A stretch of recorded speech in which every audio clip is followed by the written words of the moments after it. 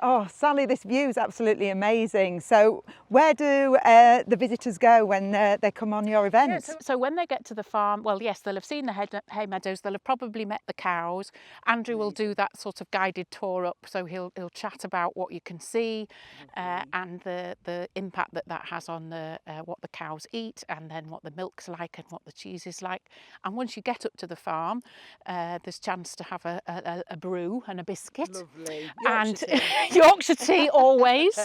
And then we'll sort of do the cheese story. So look at the parlour and look at some of the cheese facilities, and then have chance to taste some of the cheese, and for people to ask questions and understand a little bit more about what we do and what the cheese is about. Am I really tasty? Am I? So this is old pasture. This is pasture at probably 1,100 feet above sea level. Short growing season here, but it's never been improved. So the plants we have here, the flora beneath our feet, is full of old types of grass, which in modern farming terms is not necessarily highly productive. Yes. However, we know from the science that that what the cows, that some of the chemicals, that some of the compounds that are within those plants naturally find their way from the plant through the cow into the udder, into the milk and into the cheese. Some mornings I can go into our make room where the cheese will be, just resting from the previous day when we made it, and it smells like vanilla.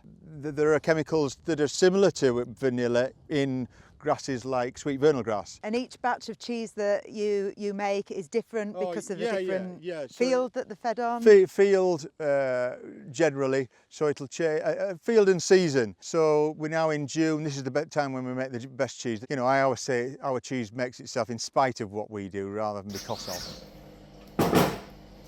The cheese wants to make itself. You have to do very little and it wants to coagulate. The curd wants to knit together, it wants to drain. We can put it on there. That's it. And what breed of cow do you actually have? We've got a mixture at the moment, but our long-term aim is to have a herd of northern Dairy Shorthorns, which are the red and white cows that you see in the herd.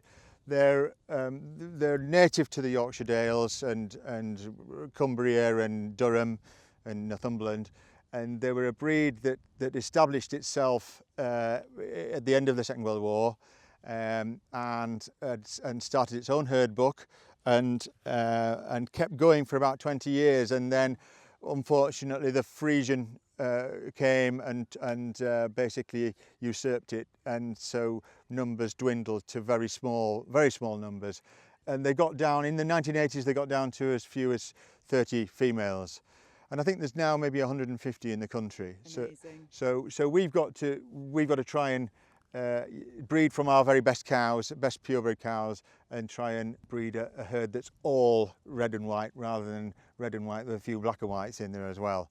And it's a real challenge, but that's what makes our job interesting, along with the cheese as well. So there's never a dull moment here. And where can we buy your cheese from? You can buy our cheese from the Courtyard Dairy at Settle, or if you happen to be in London, Neal's Yard Dairy, or the Cheese Board in Harrogate, or the Cheese Press in Richmond.